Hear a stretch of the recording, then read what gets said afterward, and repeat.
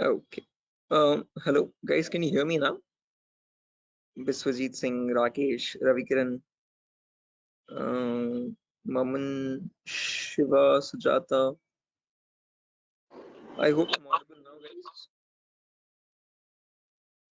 Yeah, Biswajit. Can you hear me now? Yes, we can. Right. Perfect. So let's just wait for 2 more minutes, guys, for the other people to join as well, and then we'll be starting the session. Until then, if you have any queries or if you have any questions before we start the session, you could please let me know.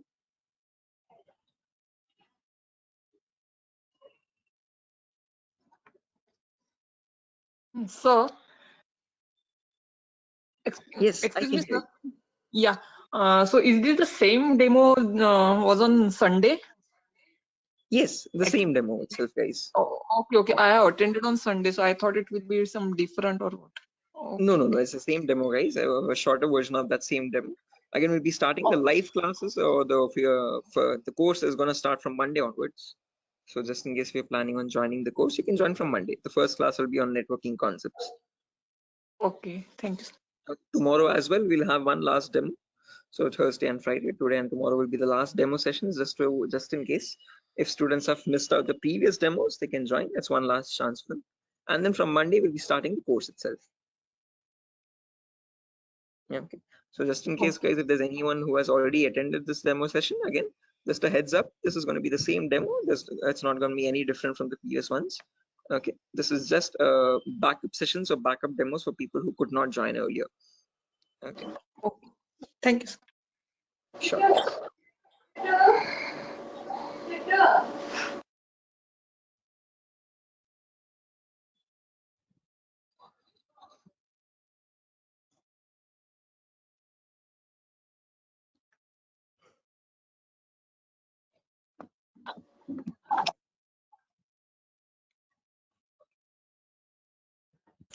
Sir, it means I can directly join on Monday because yesterday I was also present. Yeah, sure, guys. Again, as I've mentioned, it's the same demo. It's not gonna be any different. So this is only for people who are completely new to it, who have not attended the previous demo sessions. So if you have already attended the demo session, guys, you can join back on Monday itself directly. Okay, and the timing will be same at 8 p.m. Same time, 8 o'clock in the night. Okay, sir. Thank you. Sure. Okay, guys. So let's get started without any further ado. Before I get started, a quick formal introduction on my end. My name is Mohammed Shoaib. I'm a cybersecurity trainer certified from EC Council. EC Council is the leading organization for cybersecurity domain certifications. Okay, and one of the courses that it provides for people who are completely new to this domain is Certified Ethical Hacking version 11. This is the latest version of the course that is running at the moment, and this is a course designed in such a way for people who are completely new to this domain. So if you have no knowledge about what cybersecurity is or what hacking or ethical hacking is, this is the course to get started with. Okay. So before I proceed further, this is a common question that I usually ask all the students just to understand their perspective on this topic. So again, guys, let's keep the session a bit interactive and fun. So my first question to you is to understand what your perspective is on hacking. So again, not asking for exact definitive answers, guys, but just to understand your view on it. Okay, so whatever comes to your mind, please do let me know in your terms. What do you think hacking is? Anyone? There's Biswajit, there's Maman, Rakesh, who else? Shafiuddin, Shiva. Hello, Yeah, Biswajit, I can hear you. sir. Actually, according to me, hacking means to hack the information of organization or any Okay, systems. right. Yeah, hacking information or getting access to the information of organization systems. That's a good answer, Biswajit. Anyone else, guys, who wants to add anything to that? That's a perfectly right answer. There's nothing wrong in it at all. Perfectly all right. Any other additions to that, guys? Anyone who wants to append anything to that answer?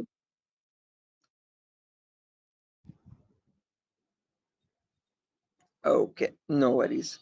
Shiva, you were about to say something? Your mic was unmuted for a while. Did you have an answer?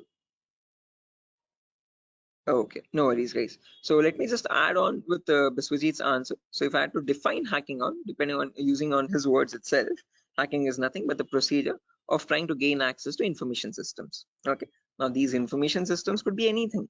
They could be as small as a mobile phone to as big as a database or a web application server or cloud secure cloud organization itself. Okay, and this gaining access to these devices is done without the permission and the consent of the person owning those systems. Okay, so the organization who owns those systems has no clue that someone is trying to gain access to their data. Okay, and this is usually performed by hackers for their own benefit. So once they get access to the data, they can steal it, they can destroy it, or sell it on the dark web to other third-party vendors. Now, if hacking seems such a malicious job, why do we have a course called ethical hacking? Is the second question. Because ethical is something which is completely legal. And how could hacking become legal now? That's the main question.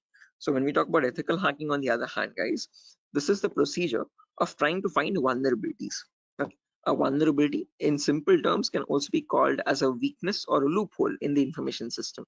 And using these weaknesses only, hackers try to get access to the target informations, again, target information systems data.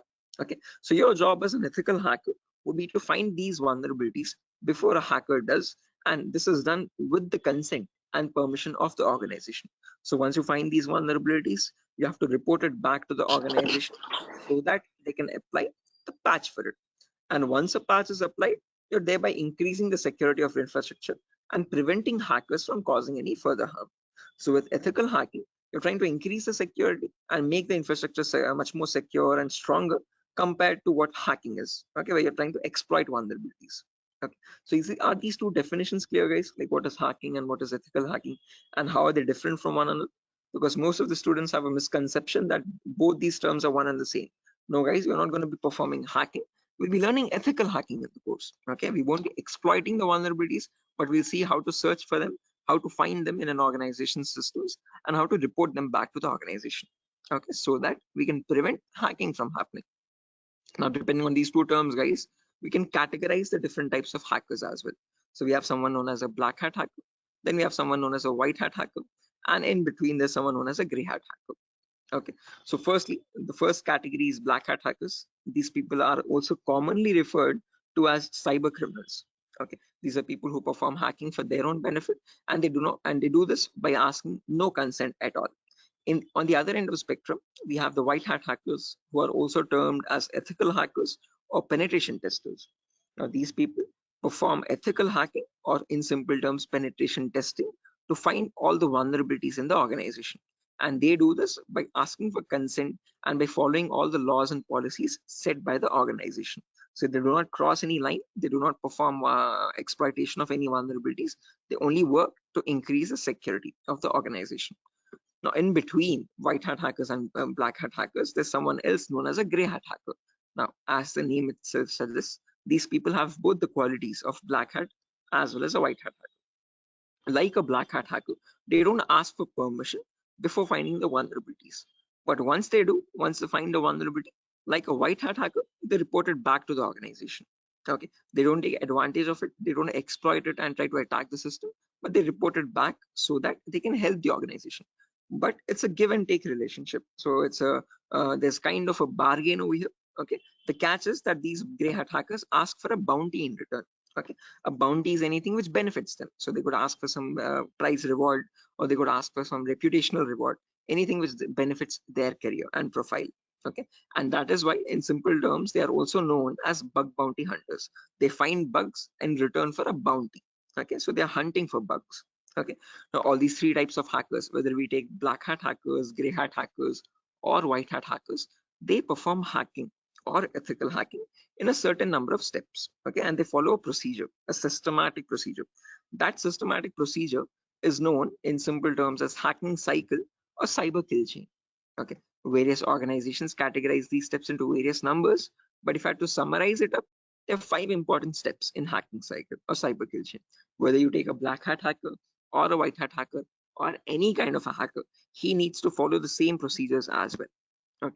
Now let me list them out first, and then we'll discuss in detail about each of them, so you have a clear picture of what the whole course is about. Okay, so the first step is known as information gathering. It can sometimes also be referred to as reconnaissance or footprinting. So they are one and the same term, guys. Don't get confused. Various organizations use various terminologies. But whether you hear information gathering or reconnaissance or footprinting, all the three terms are one and the same. After that, you have scanning, which can also be referred to as enumeration. Then you have gaining access. Then you have maintaining access. And then finally, there's a reporting or clearing traces. Now, the reason why I've mentioned or over here in the last step in capitals is because to make it a note to understand that this is the only step where you have a difference between black hat hackers and white hat hackers. Now, whether you're any kind of a hacker, whether it be black, white, or gray, the first four procedures are to be followed mandatorily. So you have to follow those first four procedures in the same order. After that, in the end, what changes is the last thing that you do. Okay, if you're a white hat hacker, you would definitely report all the vulnerabilities that you have found with the remediations, with the solutions to remove those vulnerabilities. If you're a black hat hacker, definitely you're not going to be giving any solutions, and obviously you won't be reporting it, but you will try to remove all the evidences. So whatever harm you have caused, whatever data you have stolen, you might leave some footprints here and there. Okay, so that is why it's very necessary that you remove or clear those footprints so that you cannot be traced out and you stay anonymous. So that is known as clearing traces in simple terms. And in our course, we're learning both the perspectives, how we can generate a report and submit to the organization, or how hackers clear the traces and remove all the evidences. Okay, now let's briefly discuss about each of these one by one, guys, so you have a better idea on the whole course. But before that, any questions, guys, for anyone? Again, please feel free to interrupt me at any certain point. Do not hesitate to ask a question. Please let Hello, me know. Yeah, Biswajit, I can hear you. sir. Is this class is getting recorded? Yeah, this will be recorded, definitely. Every single class that we take will be recorded and will be uploaded to the Google Drive. So even once we Sir, start our course as well, the whole duration of the course, every single day we'll take a 1 hour class, and each class will be recorded and uploaded to the Google Drive. So that okay, just sir. in case if you're missing out, if you're absent for a session, you can access the recordings whenever you want to. Okay, okay, sir. Actually, from the starting, you told about hacking and ethical hacking. So, Mhm. could you please briefly tell me? Hacking means like you're hacking the particular credence, some credential information, like something personal information you are hacking. But ethical hacking was that I did not get it properly. Good question. Again, Biswajit, when we talk about hacking, this is something that cyber criminals perform. Okay, hacking is where you're trying to get access to information devices. Okay, and using those information, what you do with that information defines what kind of hacking you do. Okay, so in ethical hacking, we are trying to understand how hackers are hacking that information. So what are the procedures are they following, and how are they actually finding that vulnerability, and how are they checking for those vulnerabilities on the systems? Okay, so Okay, we as ethical hackers try to find those same vulnerabilities that hackers use, and we try to rectify those vulnerabilities. We try to apply the patches for them. Okay, so just that like that, how that means hackers do it, we are going to do it that in an means ethical manner. Yeah, okay. That means, sir, if a hacker is trying to hack some particular information, and the ethical hackers are there to prevent that through their coding or whatever the algorithms. I think. exactly. Again, in simpler terms, it's not about algorithms and stuff, but it's about the source code actually. Okay, so whatever it is known as a vulnerability. A vulnerability is a weakness or a misconfiguration of the system. So ethical hackers do the job of finding those vulnerabilities before a hacker can cause any harm. Okay, and once the vulnerability is found, they disclose it to the organization, and organization will remove that vulnerability so that your systems are secure. Okay, okay, okay. Sir, then although you told about the black hat hackers, Mhm, red hat, and gray. So what are the mhm. what are the job responsible of the three hackers? Again, yeah, I'll be coming to that as well, Biswajit. So when we talk about ethical hackers, we have a certain few job roles that we can apply for. I'll be discussing that at the end of the class. Okay. Until this part, any questions at all? Okay, okay, hacking cycle. And you information gathering, scanning, in information. You will tell detail about this chapter, I think. Right now, yeah, that's the main thing to do right now. I'll be doing that now. Okay, okay, okay. Sir, you continue. Sure. Right. Anyone else, guys, who has any other confusion or any issues with the clarity? Mamun, Shafiuddin, Shiva. Right. Okay. Now let's briefly discuss about each of these terms, guys, one by one, so that you have a better picture of what we are going to be discussing in the course as well. Okay. So the first step is information gathering. Okay, as the name itself says, information gathering is nothing but trying to gather as much data as possible about the target organization. So if we take a client, for example, Wipro.com, for the time being, we need to gather information about Wipro servers. Okay, now the main question is, what kind of information are we talking about over here? And this is the information as follows. Okay, so we try to gather information such as the IP addresses or the range of IPs used by the Wipro servers, then the whois records to understand who is hosting Wipro's website, and since when it has been hosted, when was it last updated, when will it expire, then the DNS records to understand what data is stored in the DNS servers, then employee details such as the contact numbers, email addresses, usernames and publicly leaked passwords, and domain names of the Wipro.com, subdomains of Wipro.com, and operating systems. So what OSs are they using in their organization? So if I give you a very basic example, I can just go to my browser, and in the browser I can search for a website called DNS Dumpster. This is a common website that I usually show in the demo sessions. So if I search for DNS Dumpster, I get the first link. Now this is an example of information gathering. So you're trying to gather information about Wipro.com from other third-party sources. So right now in this step, we are gaining information passively. What I mean by passively is that we are not contacting Wipro.com directly, but we're trying to gather information about Wipro.com from other third-party sources, such as DNS Dumpster. Now when I click on search, I can notice this gives me all the information about Wipro's DNS servers. Okay, so at the moment Wipro has 4 DNS servers with these host names and these exact public IPs. So these IP addresses are very important for a hacker or for an ethical hacker to proceed further in the further steps of hacking. Okay, after this information is given out, we can see the mail servers, we can see the DNS servers, we can see all the host records, which are nothing but the main servers of Wipro.com, the main domain name and the other subdomains, and their exact public IPs. Scroll down much further and you can see the whole complete network topology. So this is how Wipro's servers are connected to one another. Okay, so these are all the servers of Wipro. Okay, the main domain and all the subdomains, and the mail servers also, mail or DNS servers. Okay, so this gives us complete information of all the endpoints that you have to test for complete security of Wipro. Okay, now this information is given out by Wipro itself. It needs to be given out. It is mandated so that people can access their services. Okay, what that is not the vulnerability, guys. Giving out the information is not the vulnerability, but not checking if each of these endpoints are secure or not is the vulnerability. So a pen tester or an ethical hacker needs to check for each and every endpoint and see to that that on each of these servers there are no unnecessary ports running or unnecessary services running which are having vulnerabilities. Okay, so now next comes the scanning phase. So after you gather information like this about a target organization, then we go with the scanning phase. Okay. Scanning is where we get some extra information by directly contacting the servers. Okay, so to gather more information by making active connections with the direct target. So in this phase, we'll be using 3 types of scanning. There's network scanning, port scanning, and vulnerability scanning.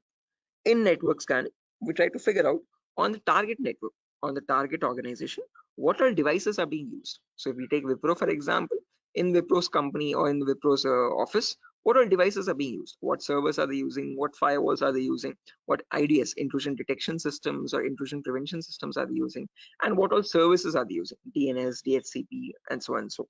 Okay, once we know that, then we perform port scanning to figure out all the services as well and their version details. So if they're using DNS service, what version of DNS are they using? If they're using mail services, what mail services are they using and what versions are they? Okay.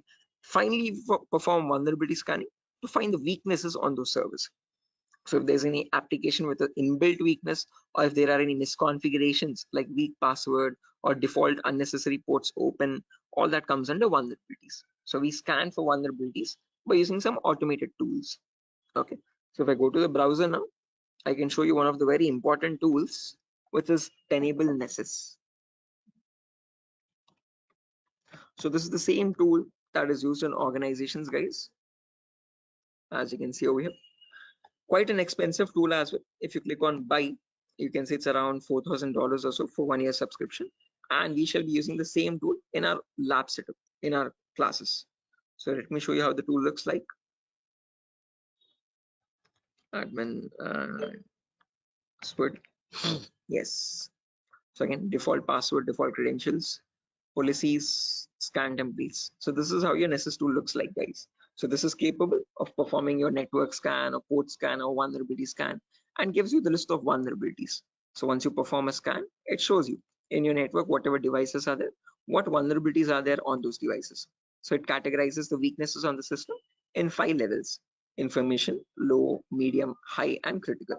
So if a company has any critical vulnerabilities, it means hackers can easily get access to their servers. Okay, so we'll understand how to perform vulnerability scanning, how to know if a system has any vulnerabilities, and if hackers can hack their organization so easily.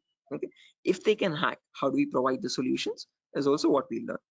Okay, after scanning is done, then we go with the next phase, which is gaining access. Now this is a huge concept, guys, covers a lot variety of topics, and these are the topics as follows. Before I proceed further, any questions or doubts up to this part, guys, in information gathering or scanning?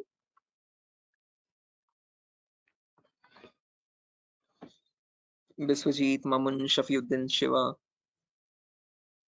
please do not hesitate, guys. If you want me to repeat something, I will definitely do. Sir, I, sir, oh, I hope. Yeah. sir, please repeat that first part. Which one? Like before gaining access, you told us some gathering information. Like I understood that, but if their system in vulnerability in the system, so hackers are easily hack that system. So I understood somehow. Oh yeah, in information gathering again, Biswajit, as I've mentioned, we try to gather information from other third-party websites. So there's websites like DNS Dumpster, Hunter.io. So from other third-party sites, we gather information about the target. After that, then we perform scanning. So we directly get access to target servers or whatever target it is, whether it is Wipro.com or so and so. Okay. And in their target organization, we perform the scanning to figure out in their network what devices have what vulnerabilities. So in my local network, I have scanned for 3 devices, and in each of these devices, I can see the weaknesses on each system. Okay. Tells you what the weakness is. Okay. If there's an unsupported OS, what is the solution to remove that vulnerability, and what can be performed with that vulnerability. So this scanning tool gives you that up-to-date information. Okay, so this is all this all comes under automated vulnerability scanning. Okay, so this is something that you always perform in an organization to test for vulnerabilities on different systems. Okay, it is software. Yeah, it is a software. This is the Nessus tool. The Nessus tool is nothing but a software that we have. Okay, sir. Okay. Right, so this is the same tool that is used, the same software that is used in organizations as well. Okay, and we'll be running in real-time scenario. Whatever tools that are being used, we work on them in real time. Okay. Okay. So yeah, now proceeding further, after all this is done, then we go with the gaining access phase. This is where we try to perform various kinds of attacks to get access to the systems. Okay, once we perform the scanning, once we know that these are the vulnerabilities on which you can attack on, next part is nothing but to attack directly, which is nothing but penetration testing. So in this, as I've mentioned, there's a huge set of topics. Okay, so let me discuss them one by one. So first topic that I will be discussing is system hacking. So in system hacking, we learn how we can hack or crack or bypass a Windows operating system password. So whether it be Windows 7 or Windows 8 or Windows 10 or Windows 11, doesn't matter. How do we crack or how do we bypass the password is what we learn in system hacking.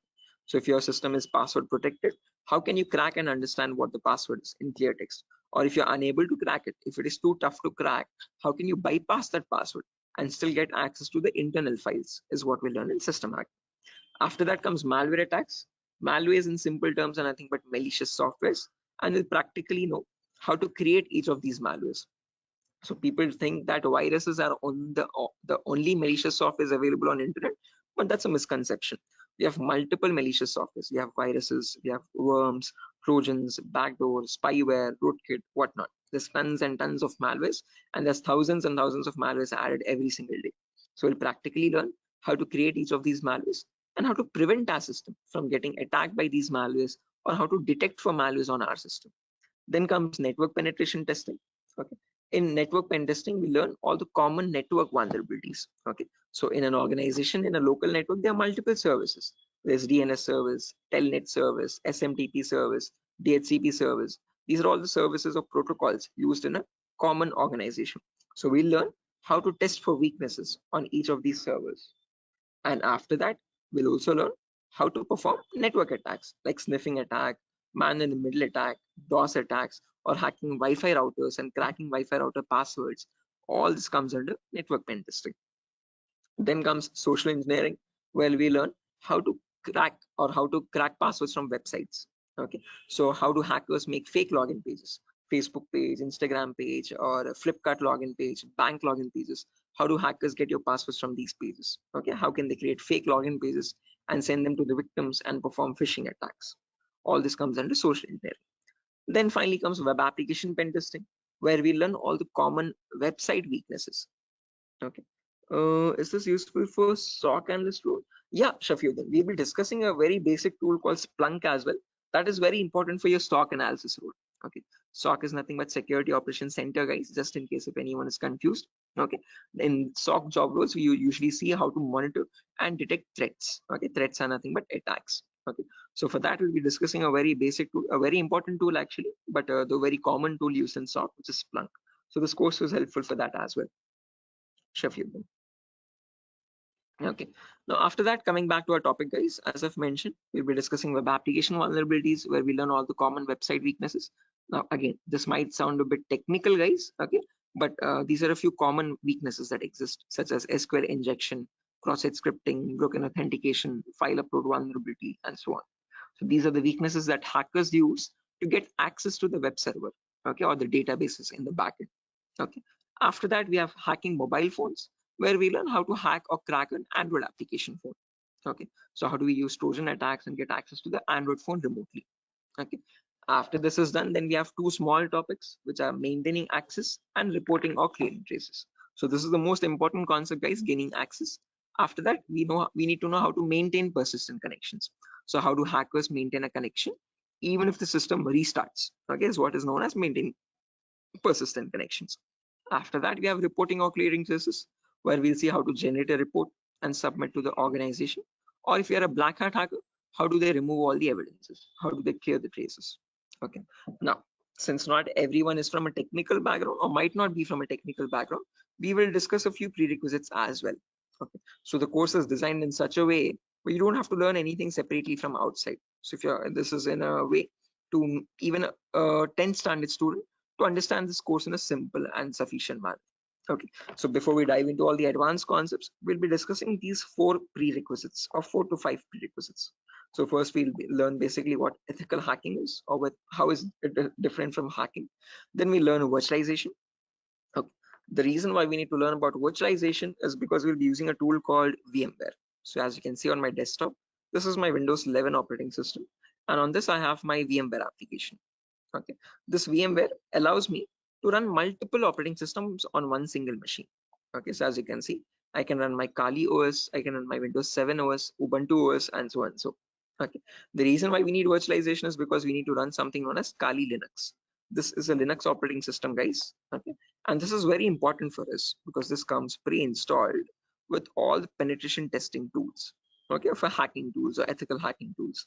As you can see over here, there's information gathering tools, there's web application testing tools, there's password attacking tools, Wi-Fi attacking tools, and so on. So these are the tools that specifically come only with Linux OS. Okay, they're not available in your Windows operating system. So that is why we need to know how to install this operating system and how to use this out. Okay, again, one good thing is this is completely free and open source. Anyone can download this operating system from the official website kali.org. Kali.org. Okay, so how to download this and how to install this is what we learn in the virtualization class. After that is done, then we will go with basic Linux and Windows commands. So as I've mentioned, Kali is a Linux OS. So we need to understand how to use a Linux operating system. What are the basic commands in Linux and how is it different from Windows operating system? After that, we learn basic Windows server configuration, how to configure a DNS server, how to configure a web server in Linux, in Windows OS. Okay, and after all that is done, then we go with the important concepts. Okay, information gathering, scanning, enumeration, then gaining access, maintaining access, all that comes after that. Okay, so until these concepts are done, then you'll be ready for all the advanced concepts. So this is designed in such a way where you don't have to learn anything separately from anywhere else. Okay, so after that, again, there's a few bonus concepts as well, guys, such as cryptography, reverse engineering, IoT, cloud security, Splunk. So these are not included in other institutes. Okay, these are a few concepts that we have specifically designed in such a way so that you can proceed further and learn advanced courses as well if you're interested. Okay. So yeah, that's that, guys. Again, one last thing: the whole course is for a duration of 1 month, where you'll have classes from Monday to Friday every day for 1 hour. Okay, and every class will be recorded and it will be uploaded to Google Drive. So just in case if you're missing out any classes, you can access the recordings as well. Okay, so yeah, that's that, guys.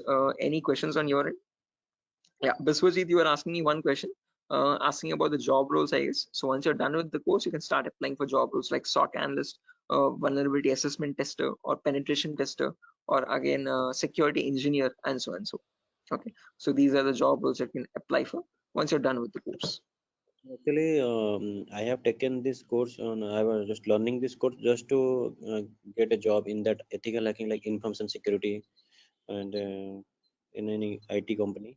So actually, sir, as I came to know that, sir, is there any like coding algorithm required to just like to do such kind of activity in Good ethical question. hacking? Great question. This is a very common question that is frequently asked by students, that do we need any coding knowledge required for this course? Definitely not. So, sir, in CEH we will be discussing again. We will be primarily focusing on Linux operating systems. So we need to know how to use a Linux OS properly. Okay, so that is the only requirement which we will be learning throughout the course. Okay. Other than that, you do not require any coding level language knowledge at all. Okay, so coding or development knowledge is not at all necessary. Wherever it is, we will be discussing that basic necessity of it. Okay, so there are certain topics where we have a topic called malwares. So in this we learn how to create malwares. Okay, so in that one topic will require basic coding language knowledge, but again, that itself I will myself be teaching it. Okay, so you don't need to learn anything separately from anywhere else. And other than that, this one topic malware, we won't be using coding language at all anywhere. Mhm. So, Ajay, so actually, I am doing job in Linux support, like technical support. That's great. This is going to be a lot easier for you then. Mm. So actually, that's why I want to change my career, change my like next job into information security on the doing ethical hacking courses. Yes, I one more thing that, sir, is there is it necessary to get the certification on ethical hacking like you have done something Right. hack? Again, it gives an edge, Biswajit. It's better to have a certification. If you're not going with certification, I would recommend you learn a few extra courses as well. Okay. After certified ethical hacking is done, then go with one advanced course, one specialization course like network security or web application security or so and so. So that will add you some much more value to your certification. Okay. So into your resume actually. Okay. So it's better to have certification. But if you're not having certification, just to increase or broaden your skill set, learn an extra course after CH in cybersecurity itself. Okay, there's many streams. Okay, we provide web application security as well, testing. So you can join this course as well, just in case if you're not doing a certification. Okay. Okay, okay, okay. So after that, web application security is another course. Yes. Okay, okay. Okay, so in this syllabus, sir, what we will learn totally, overally, what we learn, how much we can work in a company.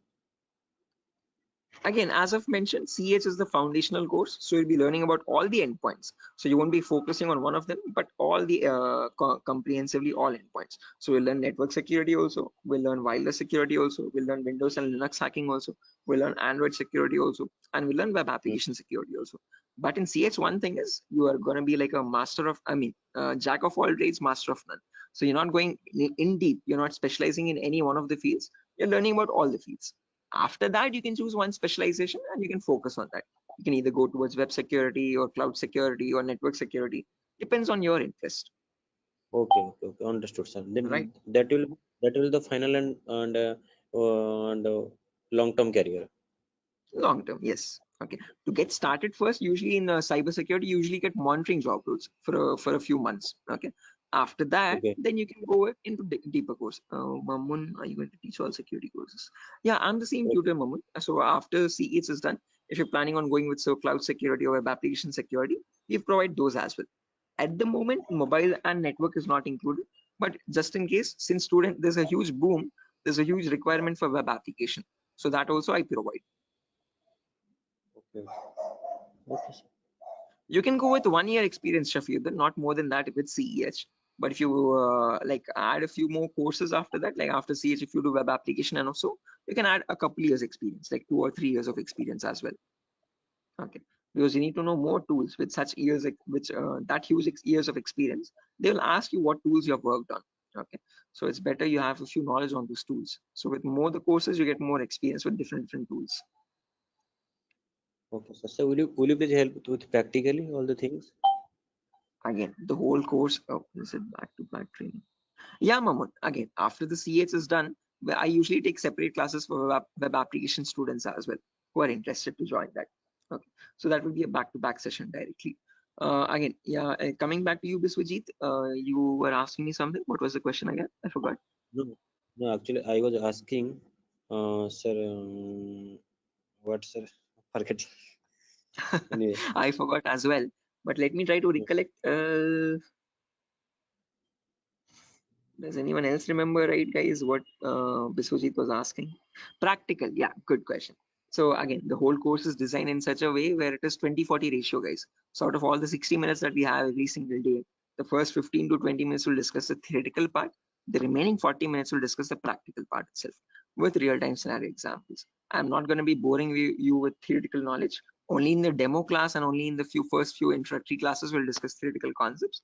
Once we start from the information gathering, everything is going to be completely practical based, okay, with Sir, tools sir, that are used sir, in real-time scenario. sir, are you teaching cloud security? Yes, I teach cloud security as well, Biswajit. Okay, but again, as I've mentioned, that is usually taken up after CH is done. Okay, so we'll discuss on AWS security and again, mostly on AWS itself. Actually, I wanna make my career into that like cloud security part. That's why I was thinking how much practical you will teach here and how much we can be skilled enough in this course so that we can be confident enough while attending the interview. So, are you would you please discuss on about the some like interviews, mock interview questions and resume building? Definitely, I will help you. I will send you sample resumes as well to understand how to create a resume for a cyber security profile. Okay, and along with that, I'll also share the commonly asked in interview questions. So I have a PDF document prepared for that specifically, which I share with all the students after the course is done for all the cyber security related interview questions. Okay, so I'll be sharing Suppose all that as well. okay, sir. No, because I have planned after completion of this course, I have planned to move on cloud security by practicing those questions and all the practical things. Definitely. Again, if necessary, I'll be sharing the resources as well this week separately for you regarding your Okay, cloud security content. Okay. So okay, if you're planning on okay, doing a course after CS is done, then you can contact me for that. We can do that course separately. okay, okay, okay, sir. Okay, it's Thank you. not included with Durga Soft at the moment, but again, yeah, Mm. Okay, sir. sure. Any other questions, guys, at the moment?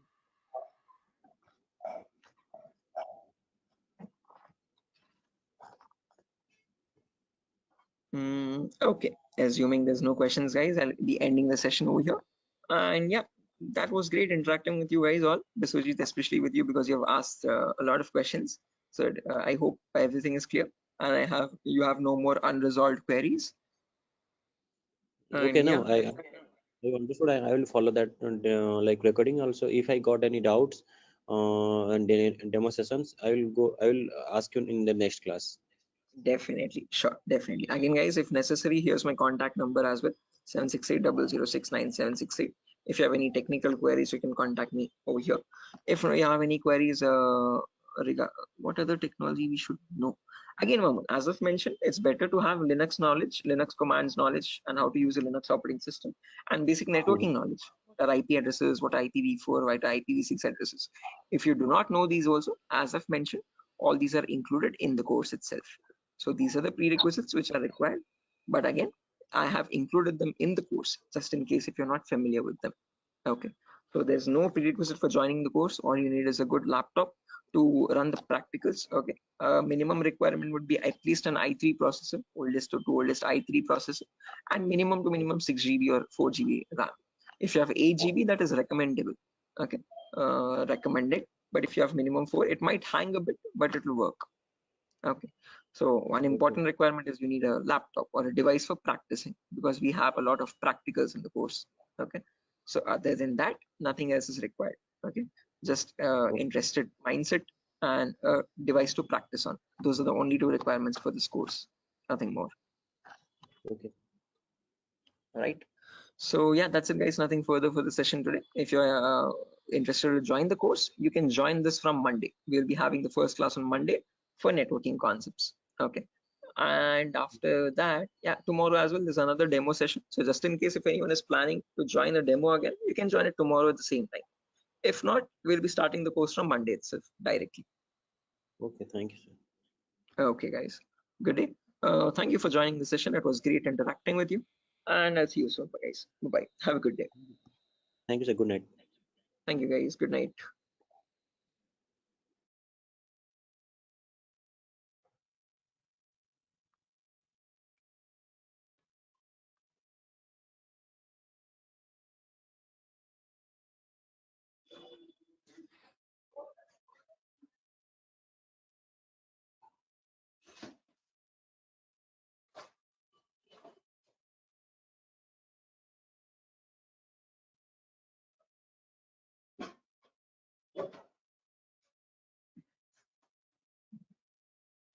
Okay, guys, can you see my screen? Is it visible? Yes, sir. It is visible. Yes, sir. Right, perfect. Let's do one thing. Let's just wait for 2 more minutes for the other people to join as well, and then we'll start Okay, the sir. session. Okay, sir. Okay. Very Sure.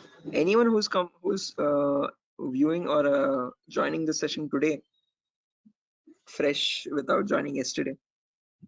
Anyone from that such? Okay. I hope everyone has joined yesterday as well.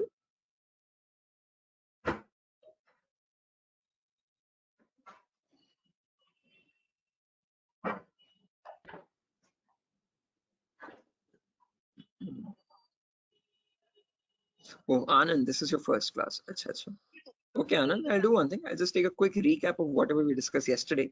In the meanwhile, okay, there's Biswajit, Mamoon, Ravikiran. Ravikiran, did you call me in the evening, Ravikiran? I was a bit out. I was a bit busy. I'm so sorry you couldn't attend to your call. I thought of calling. Yes, sir. Actually, It I slipped my called you mind. because I had one query. So, Achha. so I will call you. Means I will ask you on a telephone call only. Sure, Is sure, that sure. okay? Again, I have a class till 10 o'clock after your batch also. So give me a call after 10. Okay. Okay, sir. No problem. Thank you. Sure. Okay. Okay. Satyadin, Shiva, Sujata, Tripti. Okay. Tripti, I have received your email as well. I'll be sharing the notepad file today. I'm so sorry I couldn't do it yesterday. Okay, sir, no problem. Sure. Okay. So a quick recap, guys, on yesterday's class. We were discussing basic networking concepts. Let me open up my networking document.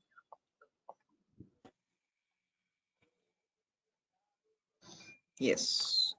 So again, we are in the first prerequisite concept, guys. We're understanding what basic networking concepts are. So Anand, what we discussed yesterday was basically IPv4 addresses. Okay. So every device has a unique identity to it, and that address is known as a IPv4 address. IP stands for Internet Protocol, and this is the 4th version of it. Okay, the ones which is successfully working even in today's world. It's a 32-bit address basically. What I mean by 32-bit is that it contains 32 zeros and ones consecutively. Okay, and then it is divided into 4 octets, each of 8 bits. Okay, so this is how the address looks like in the binary format. The binary is nothing but the language that computers understand, the 0 or 1 language. Okay, but this is not that human readable. We don't understand it that easily. What we understand is the decimal numbers from 0 to 9. Okay, so what we did or what we learned yesterday was how to convert any binary number to a decimal number. Again, quite a bit lengthy. I won't be going through that. If time permits, go through the recordings. We'll be uploading all the recordings once the payments are confirmed. Okay, so once you're joining and once you make the payment, you can access the recording for yesterday's session as well. Okay, so we have understood how to convert binary numbers to decimal numbers, and from that we got the range of IP addresses. First IP being 0000, and the last IP being 255.255.255.255. These are the IPv4 address range. Okay, and then we learned what is the consecutiveness. So what is the sequence of IP addresses?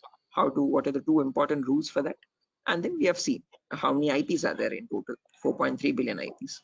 So where we ended the class yesterday was we learned that these 4.3 billion IPs are divided into two categories, public IPs and private IPs. Okay, so this is where we worked up to, guys, in the last class. Okay, so we have to continue from here onwards in today's. So yeah, this is the new thing. Okay, so let's get started, guys, without any further ado. So if you remember yesterday, as I've mentioned, there are two categories, public and private. Okay, public IPs are the IPs given to you from the ISP, internet service provider. Okay, whatever ISP you have at your home, Act FiberNet or Airtel or Tata Docomo or BSNL, these all companies are known as internet service providers. They provide you or they give you the service of internet. Okay, so whenever you want to access a website, okay, which is on the internet facing side, you always need a public IP on your system. Private IPs, on the other hand, are for intranet, for local communications. Okay, so in your device, in your network, if you have your phone, your laptop, your smart TV, your smartwatch, and so and so, if each of these devices want to communicate with one another, they have to have their own unique identities. Okay, and that local unique identity is known as a private. Okay, now if you remember, I've told you that there are two categories only, but there's one more categorization. All these 4.3 billion IP are again categorized into 5 classes. Okay, why classes? I'll explain that very shortly. Okay, but just to understand, as I've mentioned, there are 5 classes. Let me draw it out and show you. Just a second, guys. Shall we write something or you? No, again, if you want a running notes, you can write side by side, guys. Okay, as I'm teaching. But if not, as I've mentioned, just like yesterday, I'll be sharing the same recording notepad file. So I've already shared the notepad file with a lot of students, whoever gave me their email addresses yesterday. If not, I'll share again. Okay. So yeah, I was telling about 5 classes, as I've mentioned. So this is how your classes are categorized. So if I take this whole big box over here, I hope the drawings are visible, guys. Let's say this whole huge box is my IPv4 addresses, the whole IPv4 range. Addresses. How many addresses do we have in total? 4.3 billion addresses. Okay. Now these 4.3 billion addresses are divided into 5 categories. Okay. So let me draw some smaller boxes. So this is the first class, class A. Then you have class B, and then class C, and class D, and class E. So these are the 5 boxes. Okay. So this is class A, as I've mentioned. Then there is class B. Then there is C, D, and E finally. Now each of these classes again are categorized into public and private IPs. We have already seen this yesterday. So this has some public and private IPs. This has some public and private IPs again, class B. Class C also has some public and private IPs. Class D and class C, there are no private IPs. All of them are directly public. So class A has a few public IPs and a few private IPs. Okay. Similarly, class B also public and private. Class C also public and private. But class D and class E, they have no private IPs. All of them are public IPs only directly. Okay. So if you want to take a screenshot or anything, guys, you can take a screenshot of this image of like a classification of IP addresses, a very simple diagram. Okay. So from this diagram, you can remember which classes have what type of IPs. Okay. So can I clear the drawings, guys, if you're done? Yes, sir. Right. Now, let's try to understand the range of each of these classes now, one by one. So as I've mentioned, the first IP starts at 0000. Last IP ends at 255.255.255.255. These are my 5 classes. And guys, you have to memorize these values. Okay, these 5 lines of data. So class A starts at 0000 and this ends at 127.255.255.255. Since this is ending at 127 and all these 3 octets are filled, 255s, then the next number starts at 128. So class B, that is why, starts at 128.000 and ends at 191.255.255.255. Since this is ending at 191, class C starts at 192.000 and this goes all the way up to 223.255.255.255. Since this is ending at 223, class D starts at 224 and ends all the way up to 239.255.255.255. And finally, since this is at 239, class C starts at 240. So all you have to remember is 4 numbers, guys. This 127, 191, 223, and 239. Easy ways to remember. On left side, you have all even numbers. Right side, you have all odd numbers. Okay, 0 to 127, 128 to 191, 192 to 223, 224 to 239, 240 to 255. Okay, on the left side, you have all zeros. On the right side, you have all 255s and 3 options. Okay, now these are the classes: class A, B, C, D, and E. Again, in each class, if you remember, I've told you they are public and private IPs. So in class A, between 0000 and 127, there's a range 10000 to 10255 255 255. These are the public, private IPs in class A. Any IP outside this range by default is a public IP. That is a key important rule to remember. Okay, any IP between this range is a private IP. Any IP outside this range in class A is a public IP. Okay, similarly in class B also, between 128 and 191, there's a small range, 172 1600 to 172 31 255 255. This is the private IP range in class B. Any IP inside this is a private IP. Any IP outside this range is a public IP. Similarly in class C also, between 192 and 223, 190 to 160 00 to 190 to 160 255 255. Any IP inside this range is a private IP. Any IP outside this is a public IP. Okay, so just to practice out these ranges, guys, I'm going to write down 10 IPs as examples, and you have to look at these numbers. Okay, you have to look at these 8 lines of data and tell me which IP is belonging to which class and whether they are public or private IP. Okay, let me quickly write down a few IP addresses, guys, over here. Okay, one last time just to make you understand. If you take a class A example, so between 0000 and 127 255 255 255. So this is the whole class A range, guys, as you can see, between 0000 and 127 255 255 255. So in between this, there's a small range, 10000 to 10 255 255 255. This is the private IP range. Okay, any IP inside this range is a private IP. Any IP outside that, so from 0000 to 9255 255 255, these are public IPs. Again, after 10, you have 11000 to 127 255 255 255. These are also public IPs. Okay, so in the whole range, you have in between private IPs, and outside that you have public IPs. Is this clear, guys? Any question or doubt up to this part? No, I understood. Anyone? Right, everyone? Anyone who has not, please do not hesitate, guys. Please let me know. If you want, I will explain again. Anyone who wants me to explain this again, guys, who has not understood this? Perfect. Okay, guys, I hope you're not being shy or anything. Please do not hesitate, guys. It's going to be your loss. If you want me to explain, I'll try to explain in much better formats as many times as you want. Okay, the main objective is that you do not get confused here. Okay, because these are very important foundational concepts. Okay, so what I'm going to do now is I'm going to write down 10 random IPs. You have to look at these ranges and tell me which IPs, which class, and whether they're public or private. So let me quickly write them down.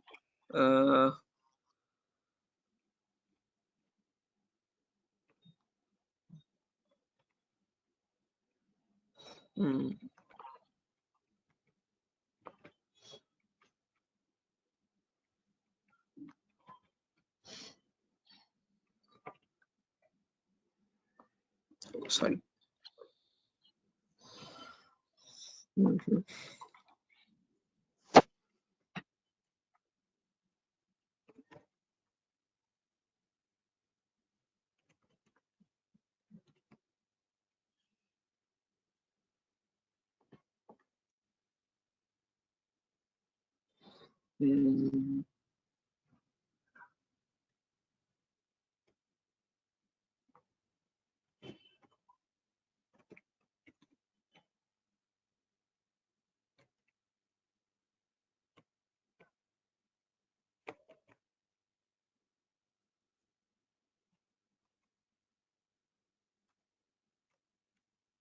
Okay, so I have 10 IPs over here, guys.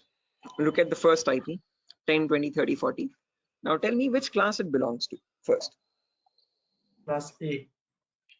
Class A, perfect answer. Class A. Why class A? Sorry? Class Yeah, guys. A. So right, perfect. Why class A? Because this is 10 dot something, and 10 is falling between 0 and 127. So that is why this is a class A address. Perfect answer. And which IP is it? Is it a public IP or a private IP? Private IP. Private IP. Perfect answer. Why specifically private? Because now you told me that this is class A, and class A private IP starts from 10.0.0.0 and up to 10.255.255.255. Okay. So the first octet is matching 10. After that, the remaining three octets, it can be any number between 000 and 255.255.255. So this is a private IP. Okay. Next IP, guys. Class C. Sorry, class B. B for Batman. C. C. Okay, C for cat. How many of you say this is class C, guys? Everyone or any other answers? No, the Class 190 C. plus C. Right, class C. Correct answer, guys, everyone. Sujata, was that you who answered first, or Tripti, was that you? Yes, sir. Tata. Sujata, okay, right. Okay. After that, now can you tell me which IP it is, whether it's a public IP or a private IP? 192, 168. It's a The public. it's a public I IP. guess private. Okay, I have what do you say, conflicting answers over here. Some of you are saying public IP, some of you are saying private IPs. How many Yes, of sir. you are voting for public IP? Yes, sir. Public. No, Yes, sir, public private. IP. The private because you have written here 192 private IP class C. Okay, But it 192. is from 168. It is 165. So it should be 192, private. 168. It's public IP address. The Yes, private correct. IP. So you have mentioned over No, OB. yeah, Biswajit, point is right. Okay, if you take the first octet, 192 is matching, well and good. Okay, but if you observe the remaining three octets also, this is 165. Okay, and in private IP, it's starting from 168.00 to 168.255.255. Okay, number is 165, which is outside that range. So therefore, this is a public IP. Okay, so you answered correct first time, and then you changed your answer later on. So again, no confusion. So in class A, it should be between 10 and 10. Remaining three octets doesn't matter what they are. In class B, it should be between 170 to 16 and 170 to 31. Okay, doesn't matter what the remaining two octets are. In class C, it should be between 190 to 168.00 and 190 to 162.255.255. So these two should match first two octets. Remaining two doesn't matter what they are. These 00.255.255 doesn't matter. Okay. Next IP 172.16.01. Which class? Class B. Class B. Private. B. Class. Perfect. Private. Public or Yeah. Private. Sir. private IP. Perfect answer. Next one, guys.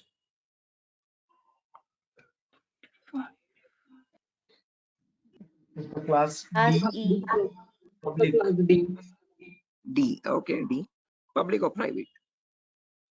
The public. There is no private in class D, right? Right. Correct answer. So in class D and class C, there are no private IPs, guys. There are only public IPs. So therefore, this is a public IP. Next one.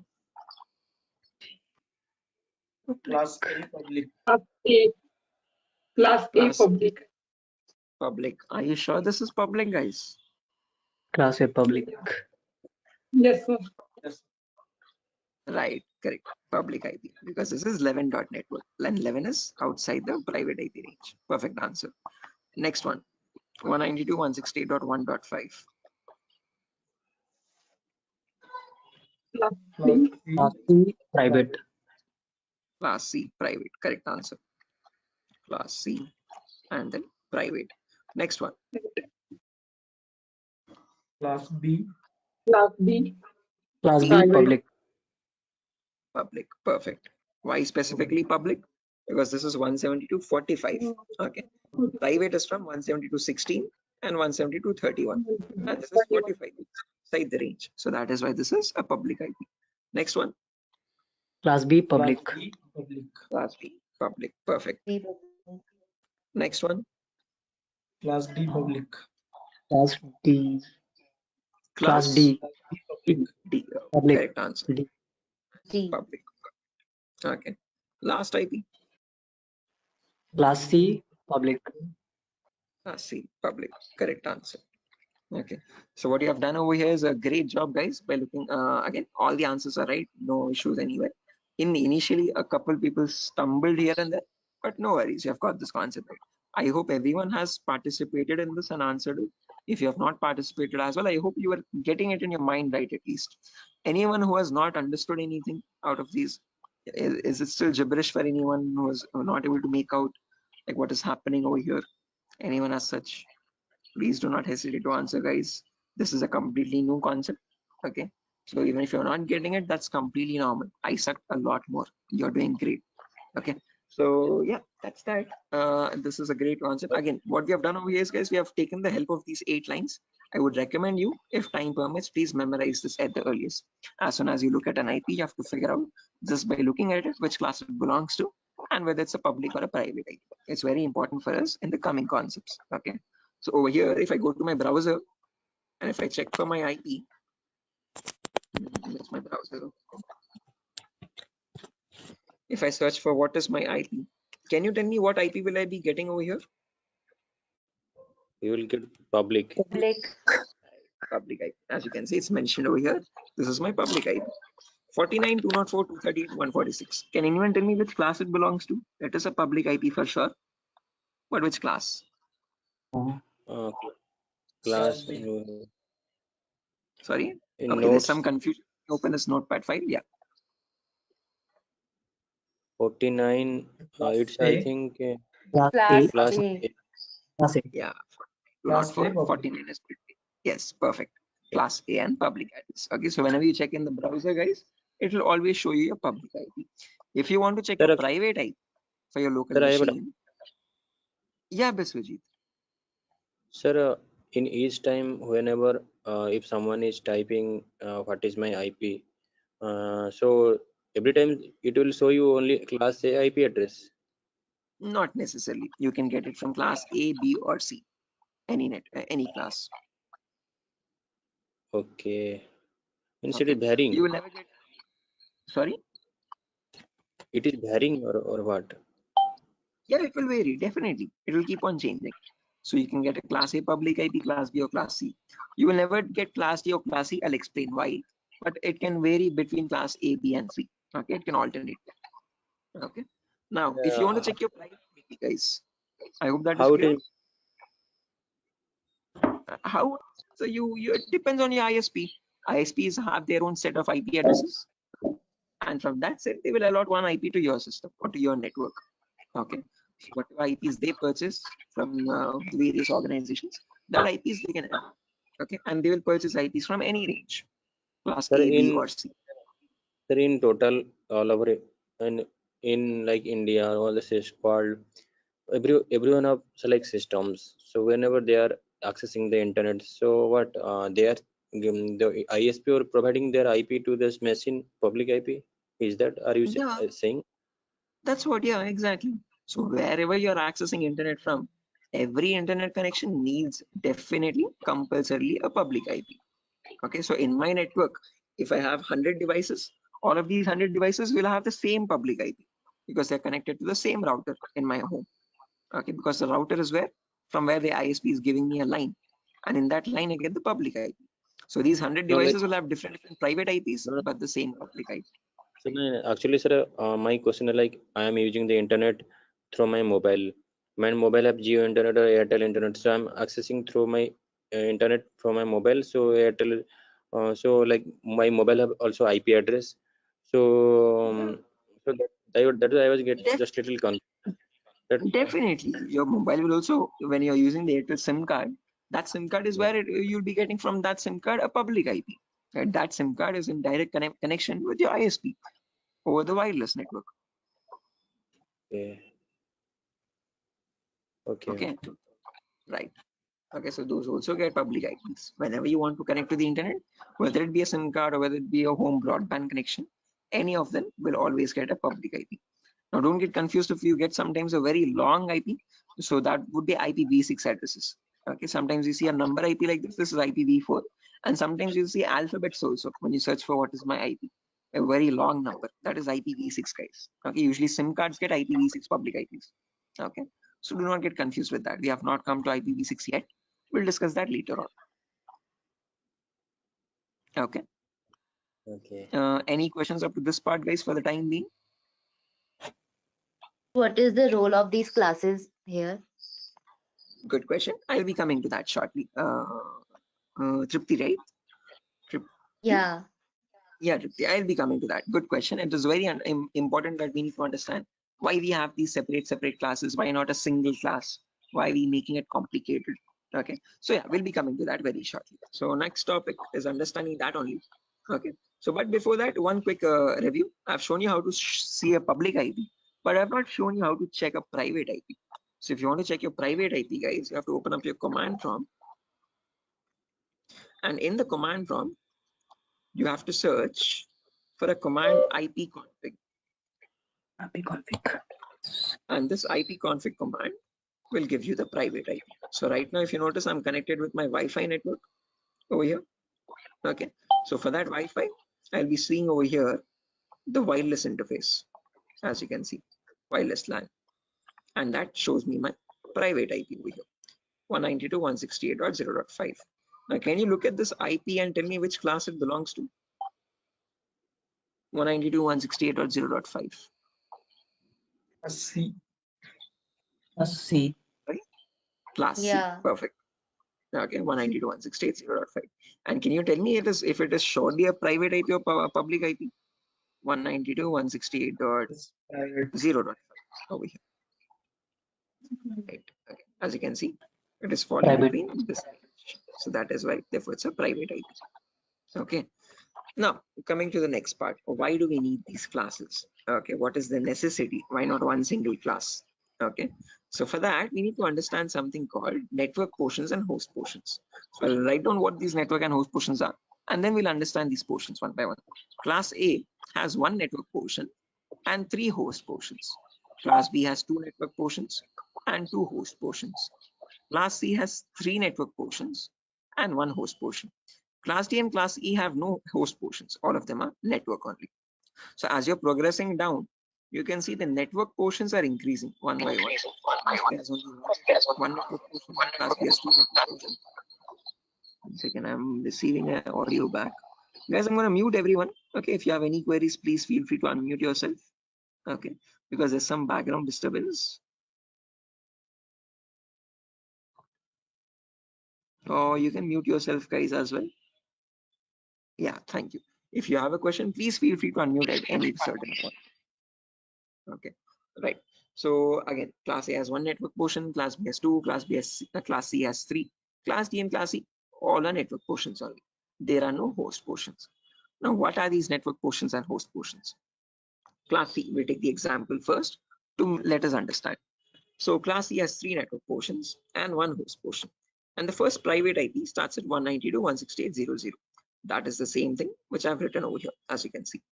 Okay, so if this is the first IP, 192.168.0.0, the first 3 portions are the network portion. Last portion is the host portion. Okay, so if this is the first IP, next IP will be 192.168.0.1. Next IP 0.2. Next IP 0.3. Next IP 0.4. This goes on up to the last number 0.255.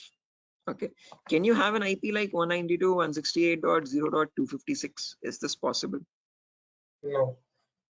Right, again 255 is the maximum number you can get in any octet. So 256 is not possible. So once an octet reaches the maximum value, the next left octet will change. So this 0 now becomes 1 and this 255 becomes 0 again. This is what we saw in yesterday's class, cycling. Okay, so the 0 becomes 1 and this 255 becomes 0. Then you have 1 0, 1 1, 1 2, 1 3, 1 4 up to 1 2 5 5. After that 2 0, 2 1, 2 2, 2 3 up to 2 2 5 5, 3 0, 3 1, 3 2, like that till the end, 2 5 5 0, 2 5 5, 2 5 5.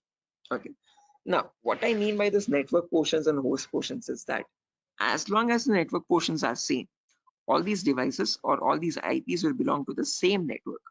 Okay, and these are just individual hosts. Okay, so this could be my router, this could be my laptop, this could be my smartphone, this could be my smart TV, my smartwatch.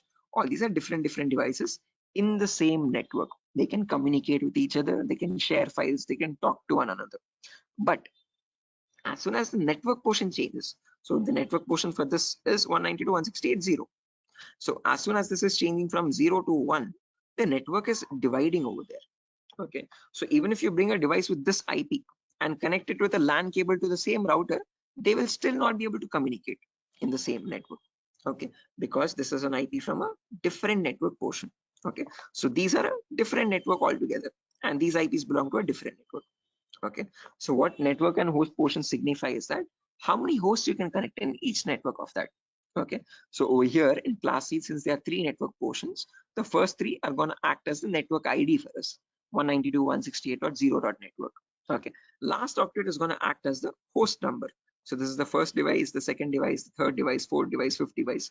Like that, you can connect 255 devices in each class C network. Okay, so this is a completely different network with 255 devices. This is another completely different network with 255 devices, and they can't communicate with one another because their network portions are different. If you want them to communicate, you have to put a router in between. A router is a device which is capable of transferring data from one network to the other network. Okay, if you have a switch is capable of connecting multiple devices in the same network. Okay, so with a switch we can connect all these devices. With a router we can make communication possible between 2 different networks. Okay, so that's a differently again, that's altogether a complete different concept, guys. But what you have to understand from this is that in class C, which has 3 network portions and 1 host portion, we can, all the first 3 are the network portion bits. Okay, and that is also known as the network ID. Okay, and the last portion is the host value. Okay, so 192.168.0.0, this is the first IP, then the second IP, then the third IP, then the fourth IP. Like that, you have 255 IPs. After 255, the next network starts. Okay, is this clear, Tripti?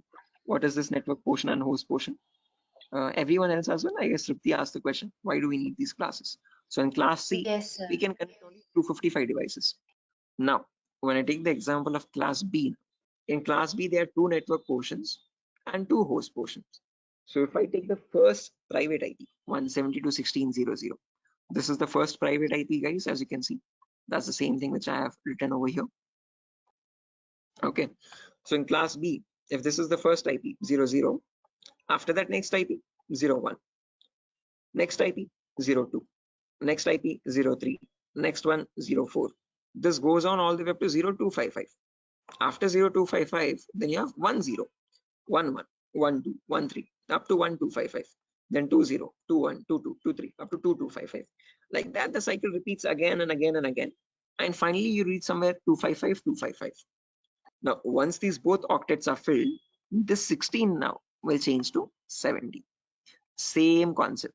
As long as the network portions are same, okay, 170 to 16, as long as this number is same, all these are different devices in the same network. But as soon as the 16 changes to 17, the network will divide over there. Okay, now these are a completely different network IPs. These are a completely different network IPs. And this is also a completely different network again. Now, how many devices can we connect in each network of class B? From 172.16.0.0 till 172.16.255.255, we can connect a total of 255 into 255 devices, which is 65525 hosts. In class C, we could only connect 255. In class B, we can connect 65,000 devices. Is this clear, guys? Any question up to this part? Anyone? Sir, actually, could you please explain little bit again? Okay, class A, C or class B, Viswajit? No, actually, I understood class C has some portion, class Yeah, one class. second. Right, sure. So again, as I've mentioned, each class has its own network and host portions. Class A has only 1 network portion, class B has 2 network portions, class C has 3 network portions. What I mean by these 3 network portions are that in class C, if I take the first private IP, 192.168.0.0. So from this 00 IP till 0255, okay? So this last octet is the host portion. What is host? Yes. Host is nothing but an individual device, okay? Your laptop, your phone, your router, your smart TV, smart watch, whatever appliance is there or whatever device is there, that is a host. So each of these is a different device. Okay. Now, if I connect my phone now with a different IP, 1.1 IP or 1.0 IP, and if I bring it in this network, it will still not be able to communicate because these IPs belong to a different network, one dot network. These are the zero dot network. Okay. So in class C, like that, in each network, you can connect maximum 255 devices only. If I take class B next, there are two network portions and two host portions.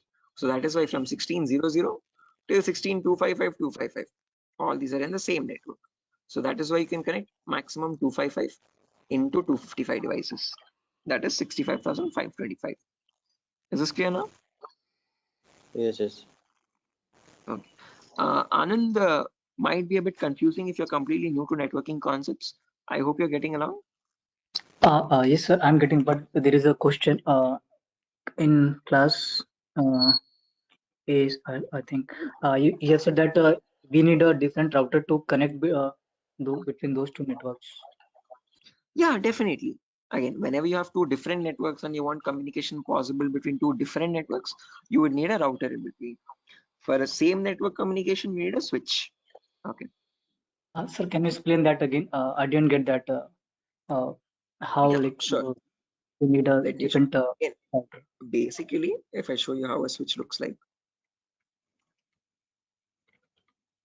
networking switch.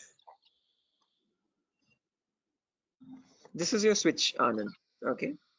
So this is what you use in companies. Okay, and you can see this is a 32 port switch. So you can connect 32 devices. Okay, so I can connect 32 systems over here. Okay, so a switch is a device that is used for same network communication. Okay, if you have 32 computers, you can connect a LAN cable from each computer to the switch, and they will be able to communicate with one another. Okay, well, again, condition being each of them is getting an IP in the same network. Okay, so all of them should belong to the same network IP. Okay, if I bring a device with 1.1 network, and if I'm connected to the switch in this network, and if I put the LAN cable also, it will still not be able to communicate. Although it is physically connected, logically it is getting a different IP from a different network, so it won't be able to communicate. Now, when you come to routers, so networking routers. Okay, this is how routers look like. Okay, might be a bit similar to switch though, as you can see, but somewhat different. Okay, a router is capable of connecting two different networks altogether. Okay, so let's say I have switch A and switch B. To each switch there are 32 devices. If I want these two different networks, okay, let's say switch A is a 0 dot network, switch B is 1 dot network. Now if I want them to communicate together, I have to connect these both switches to a router in between, and then through the router they can transfer packets. Okay, Okay. this is clear, guys? Yes, sir. Right, in our home network also that is the same thing that happens. Okay, this is how our home router looks like, the Wi-Fi router, and that router is communicating between two different networks. What are the two different networks there? One is the internet, the other is my local network, local LAN network, Wi-Fi LAN. Okay, my phone, my smart TV, all these are getting private IPs. So when these private IPs want to communicate with the public IP, you have a router in between, communication between two different networks. I hope this clarifies more. Yes. Right, perfect. Any other questions, guys, up to this part before I go with class A example now? Okay, now when we take class A, if you remember, I've told you class A has one network portion and three host portions. So first IP is 10.0.0.0. So from 10.0.0.0 all the way up to 10.255.255.255, all these IPs belong to the same network because the first network portion is constant. Okay, doesn't matter what the host portions are. Okay, they can be anything and they will still belong to the same network. As soon as this 10 changes to 11, there the network divides again. Okay, so from the first IP 10.0.0.0 to 10.255.255.255, we can connect a total of, again, 255 to the power 3. Okay, those many devices. Okay, so in class A we could only connect 255 devices. In class in class C we could connect only 255 devices. In class B we could connect 255 into 255 devices, and in class A we can connect 255 into 255 into 255 devices. So that is the main difference between the classes, guys. Okay, each class has its own what you could say limitations. Okay, Each class is connecting a certain number of hosts only. Okay. If you want to connect less than 250 devices, you can go with class C for small networks. If it is a multinational company where you have more than 255 devices, then you can go with class B or class A. Class D and class E are special IPs, guys. We do not use them. They are not given to the general public. They are used for other services such as military services, government portals, news broadcast, or weather telecast. All these research and development, all these various organizations use class D and class E. Okay, they are not given to the general public. Is this clear, guys? Any questions or doubts up to this part? Anyone? Anand, Biswajit, Mamun, Ravi Kiran, Shafiuddin, Shiva, Sujata, Tripti. No, sir. Right. Okay, sir. Tripti, I hope it is clear for you now, like why we have different classes. This was your question, basically. It Yes, is sir. clear. Yeah, I guess Tripti was the person who asked. I hope it is clear for her. Yeah, it's clear. Right. Okay. Again, yes, we have a few more topics to discuss, guys, actually. But one thing, I guess there's a couple more students also who are supposed to be joining. Okay, again, there's no confirmation on the fees as well. A couple of you have confirmed the payment and a couple of you have not yet. Okay, so that is why what I'm going to do is I'm going to end the session over here for now. Okay, we have 15 minutes left out. So if you have any questions or doubts, you can let me know. If not, I'll share the document now. So please share your email addresses, guys, if you have not shared yesterday, so that I can share this notepad file again.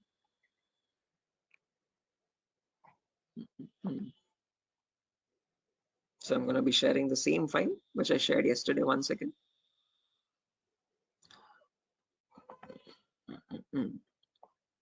So yesterday I got 5 email addresses.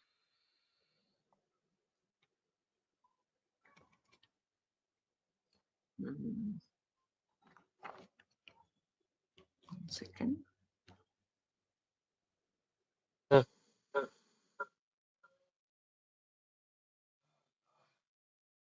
Sir, my email address Shafiuddin Sayed70@gmail.com. Oh yeah, 1 second, Shafiuddin. Just a minute.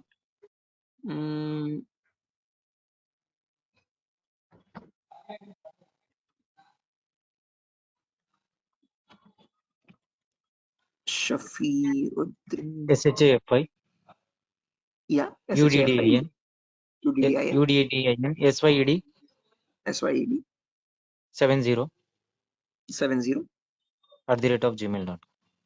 @gmail.com. Okay. Any other Sir, email clear the IDs? yesterday's file also. Yeah, Sir, same my file. No difference. Same file itself. sir, my email ID. Happy is Anand. Okay, I got it. Any other emails, guys, which I've missed out? Yeah, you did. My one, I think you message. Sir, can I get yesterday notepad also if it's available? Yeah, same file, guys. I have not changed the notepad file. It is the same notepad file as yesterday itself. Okay, so it's the same notes, no difference. Okay. Okay, sir. What I... Hi, sir. Can you write down my email? Yes, please. You could let me know your email. Yeah, Mamun, MAMUN. MAMUM. No, N. Last N. Oh, N. CHY. CHY. 72@gmail.com. 72. 72@gmail.com. Right. Guys, please check your email addresses. If any mistakes, if any typos are there, please let me know.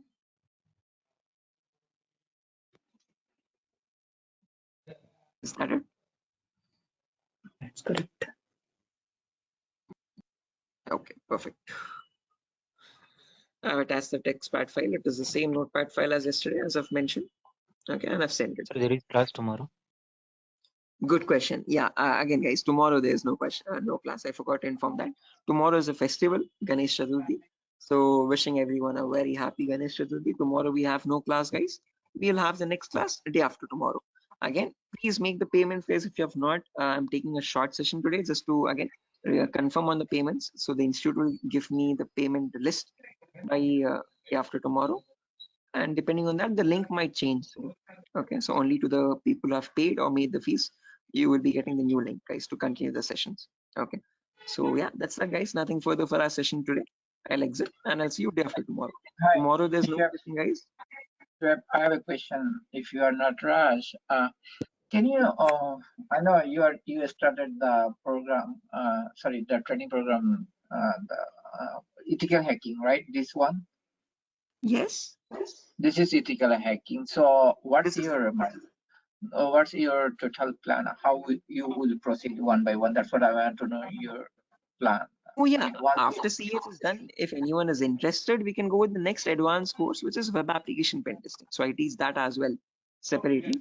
So once you're done with CEH, there's another course, web application pen testing for bug bounty, which primarily focuses on website security. Okay, how do you check for vulnerabilities on websites? What vulnerabilities really exist? For example, such as SQL injections, cross-site scripting, broken authentication, CSRF, cross-site request forgery.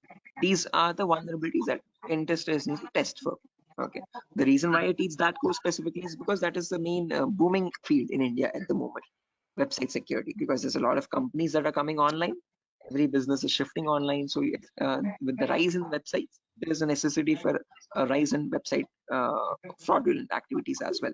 So after CH is done, you can join that course, web application security. so Actually, what the course fees of web application security? Same, that is also 8,000 rupees. Okay, and cloud security same. Cloud security is a bit different. That is around 12,000, guys. But again, I am setting up the lab for it at the moment. So at the moment, it is on hold because my AWS plan is completed. So I have to refresh that again. I have to renew that. Okay, and then start it up. So at the moment, there is no cloud security, guys. It might take a while. It might take a month or so. Yes, sir, actually, I so wanted to like after completion of this course and learning all the things, practicing, then I was thinking to learn web application security, cloud security.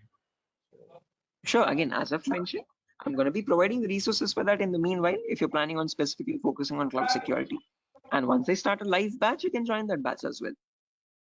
No, actually, I wanna like join cloud security as well as web application security both. Sure. Again, after CH is done, I'll right away start web application security. After that, again, we can take cloud security separately. Okay. Mamun, you have So, raised your hand if you yeah, have any question. so basically you will focus first to one is the ethical hacking, and once it's done, then you will focus on web Yeah, applications. This exactly. is the main course you are focusing, right? Yes. So this is the foundational course, Mamun. Again, there's some Yeah, background that's what disturbance. that's what I want to know. Only after this course is done, I would recommend you go with the other courses. If you don't go with this one first, those might seem a bit confusing because we won't be going with any basics at all. We directly dive into the advanced concepts. And if you're a complete fresher to the cybersecurity domain, doing that would be quite troublesome, you could say. I got you. Right. Yeah, Anand, you have raised your hand.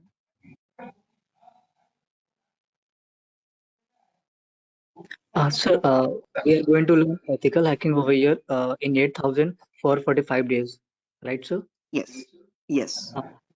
And sir, if after that, if we want to attend cloud security or web application, then we have to pay more, like 12,000 or something, right? For web application, it is 8,000. For cloud security, that's 12,000. Again, cloud at the moment, as I've mentioned, is not running. There's no upcoming batch because usually people never go for cloud security. I don't have a formation of a batch for that. Usually students go with CH and web application and they start applying for jobs. So, but if just in case we're planning, I have to take a separate one-on-one session for that. Sir, my next question is, can I have the course contents, like what we are going to cover in ethical hacking? Yes, sure. Let me attach that over here itself. Yesterday also someone asked. Let me do that. 1 second.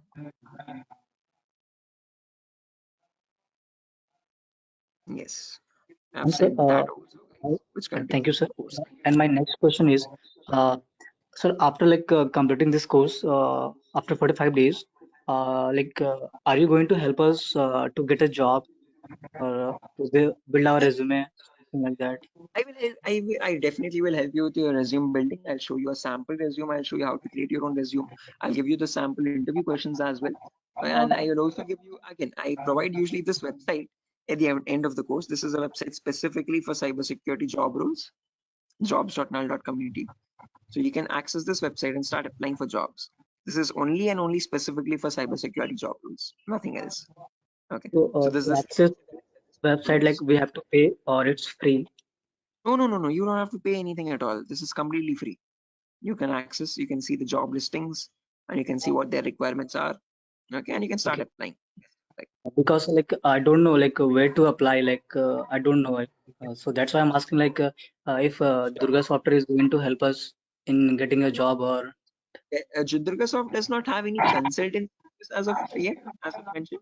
But again, we help students directly in assisting. Like this is how we could assist. We'll show you where you can apply for jobs. We'll show you how to prepare for those, what are the interview questions, and we'll give you the training for it. I'll just provide a document which contains the common questions, cybersecurity questions required. Okay, I'll give you your resume support. I'll help you build your resume, and then you have to apply on your own and give your shot. okay.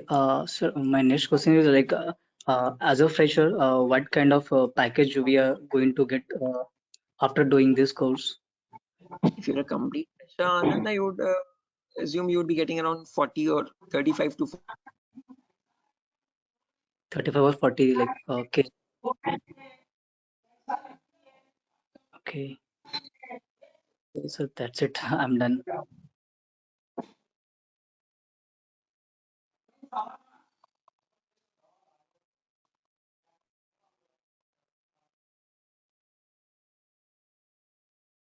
Is this website for international or only for India? Hello?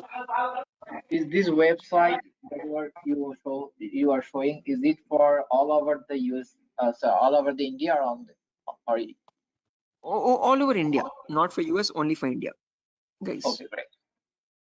Right. Any other questions, guys?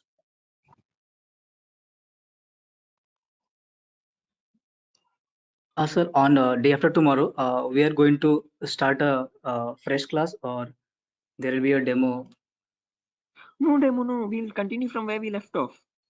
Same. Oh, Okay, so we'll be continuing exactly from where we left off, and I won't be starting fresh again.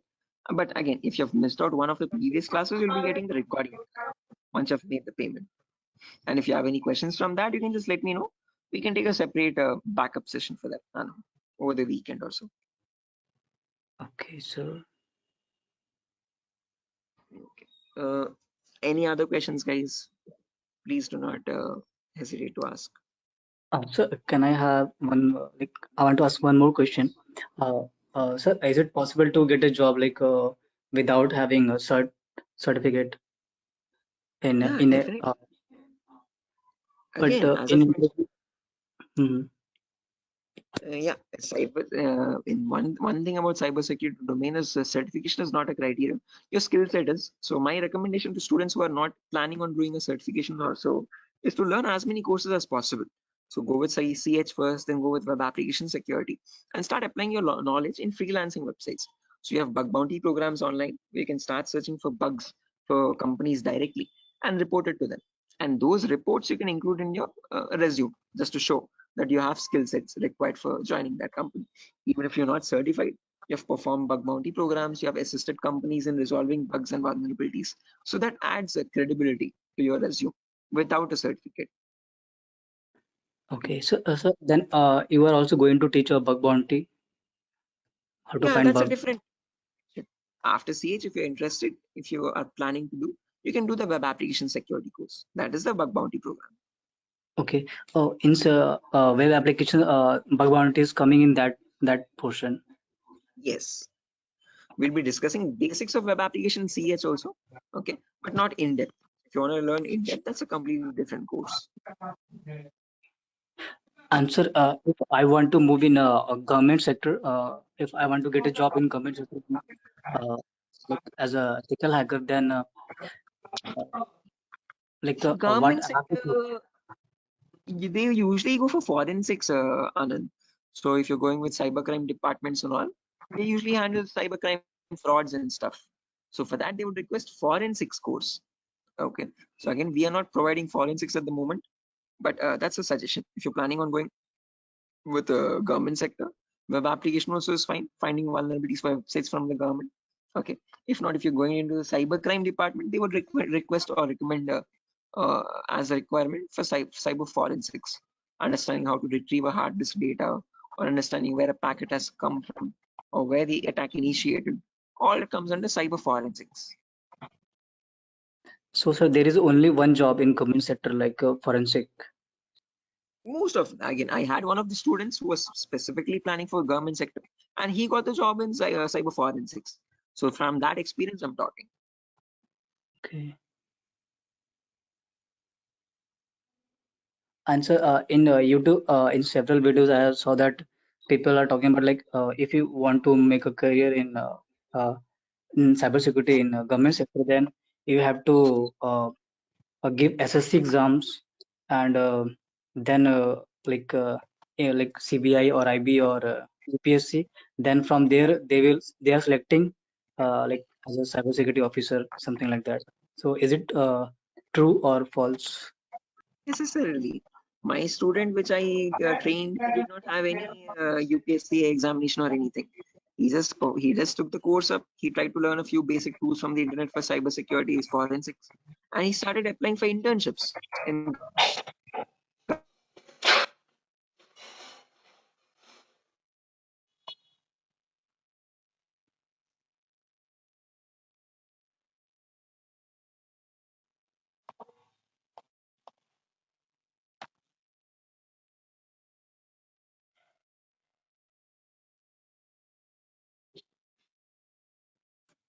complete job. Hello, Yes, sir. guys, can you hear me? So like voice was broke for a few seconds. Oh, 1 second. I guess it's due to my battery. Let me connect my charger.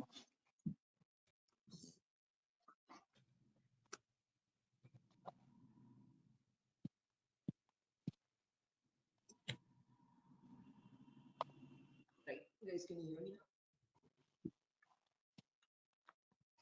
Hello, Yes, sir. guys, am I audible? Yeah, as I've mentioned, Yes. Anand, my student who did the course early, he did not have to write any UPSC exams or so. All he did was Mhm. he applied for internship first. So every state has its own cybercrime department. In that cybercrime department, you have job listing postings as well, sometimes for internships also. So you can start applying there, and from there you can proceed further. Okay. So it's not necessary to go in a CBI department or IB department. You we can do certification courses and we can apply for internship in government cybersecurity. Then we can have job over there. Right, exactly. That's a much easier path to follow rather than writing UPSC and all, which is quite tough and competitive, if I'm not wrong. Yes, sir. Right. Any other questions, guys? Sir, we have to make payment in like one time, or we can split that payment Oh, at that you the. have to ask Institute Anand. I do not handle the payment part, only the teaching department. So payments and all, you'll have to contact Durga Soft directly, please. Okay.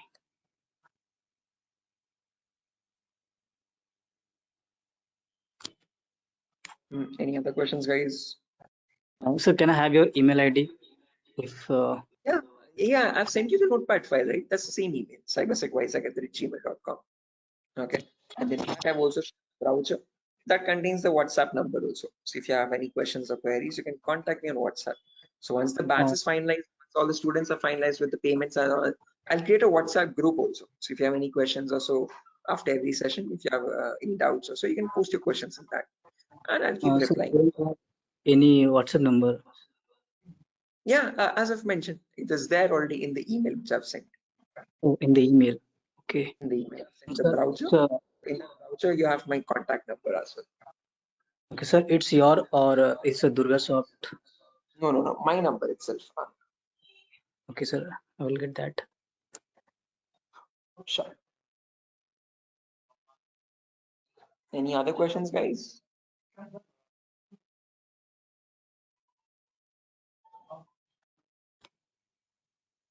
Okay, assuming there are no questions anymore. Anand, Ravikiran, then Sujata. No, Right. sir. Okay, guys. So yeah, that's it, guys. Nothing further for our session today. Again, as I've mentioned, no class tomorrow, guys. Happy Ganesh Chaturthi. And I hope it is tomorrow. I'm not wrong with the dates and all. So sorry if I Sorry, am. sir. So yeah, wishing everyone a happy Ganesh Chaturthi. Same to you, sir. And yeah, tomorrow is Ganesh. Hello? Yes, sir. Yeah, tomorrow is Ganesh Chaturthi, right, guys? Is the festival tomorrow itself? Tomorrow. Yes, Yeah, tomorrow. tomorrow. Oh, perfect. Thanks. Okay, I'm wishing everyone a happy Ganesh Chaturthi, guys. And I'll see you day Same. after tomorrow. We'll resume day after. Same time, guys, 8 o'clock. Okay. Okay. Okay, right. Sure. Bye-bye, guys. Have a good day tomorrow. Take care. Thank you, sir.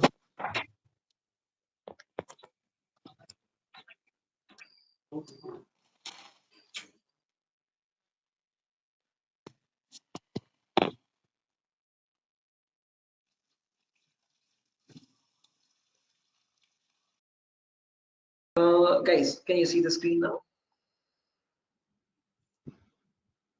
Yeah, I can see you now. Yes, sir. With the Yes, it's visible. Sujata, Sogat. Yes, sir. It's visible. Right, perfect. Thanks. Okay, how many people are there? Kiran, Rakesh, Biswajit, Prashant, Shiva, Sogat. Okay, perfect.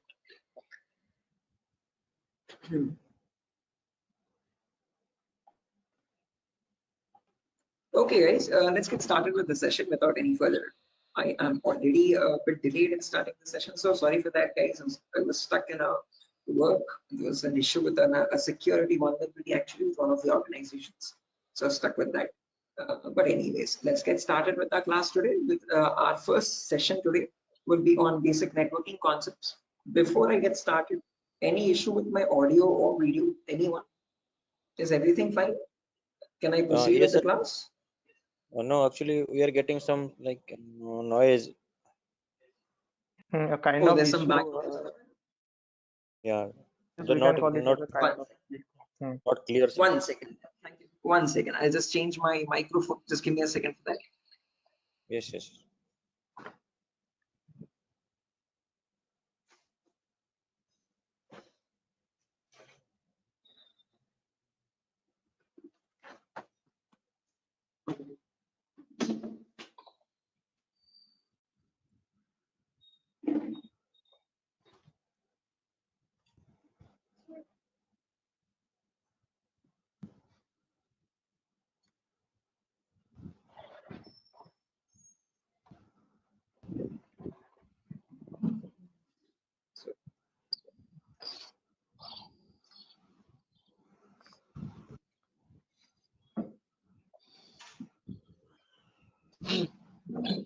Okay. How does it sound now, guys?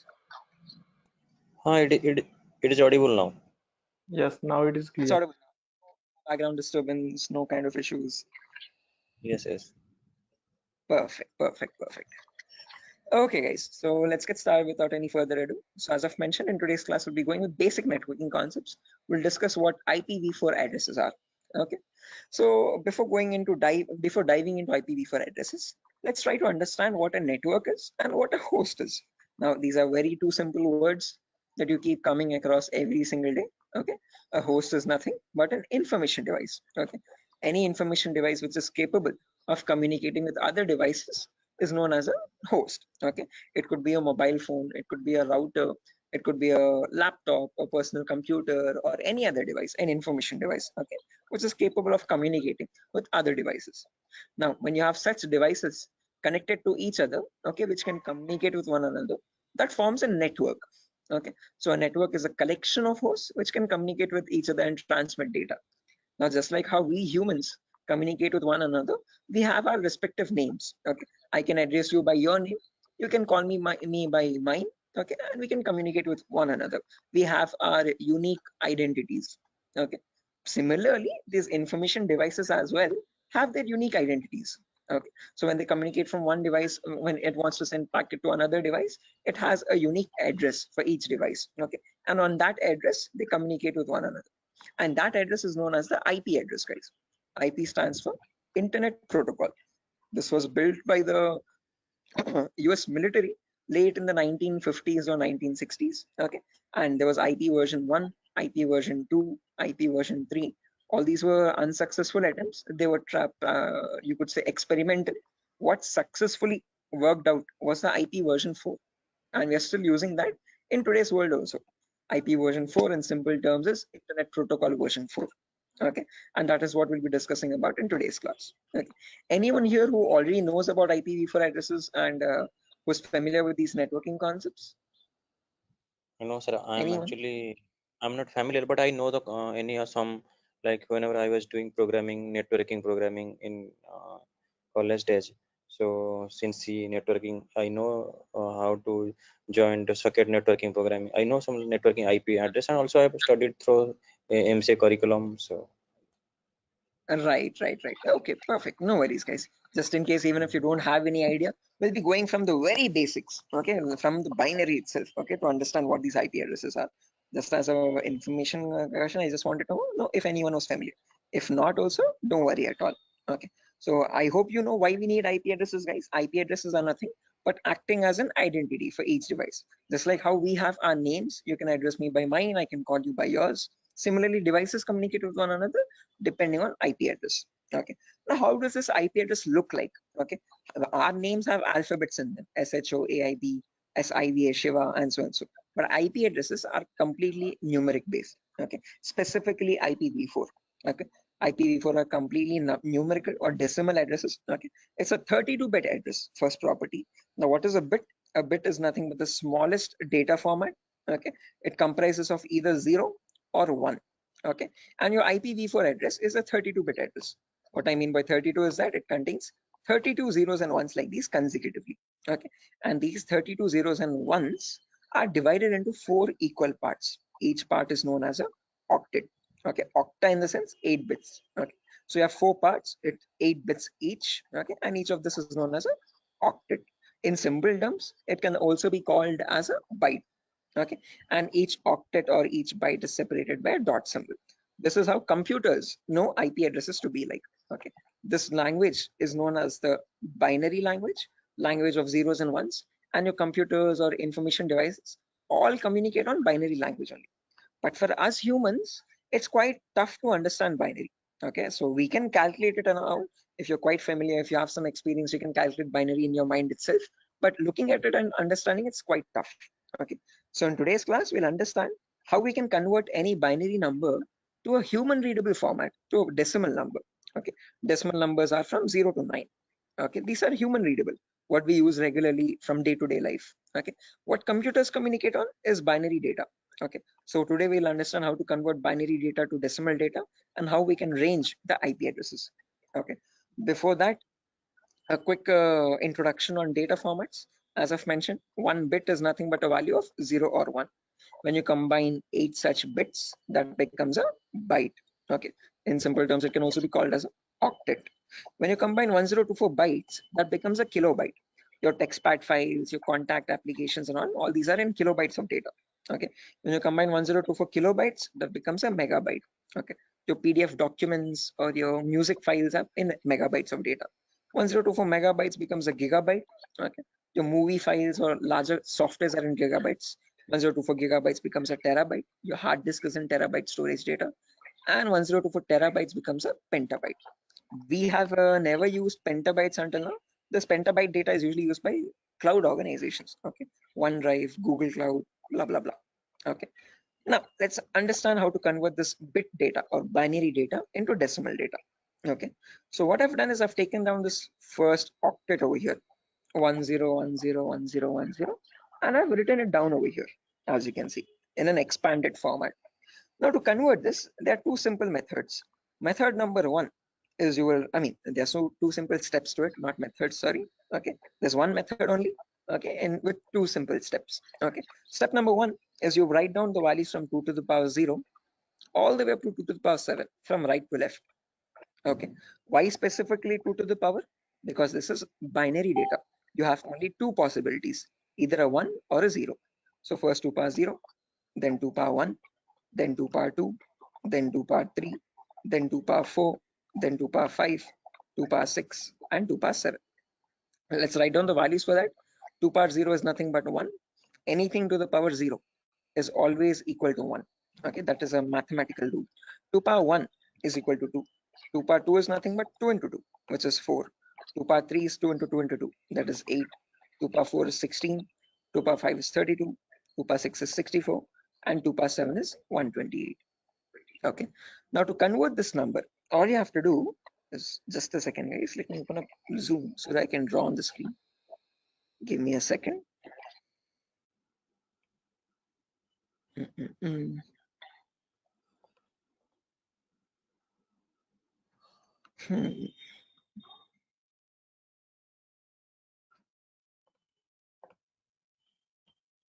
Right, perfect. So when you want to convert any number from binary to decimal, first things first, you have to write down these numbers. Then you multiply the lower number with the top one and add with the next one. As simple as that. Multiply, add, multiply, add, multiply, add. This goes on till the last step. Okay.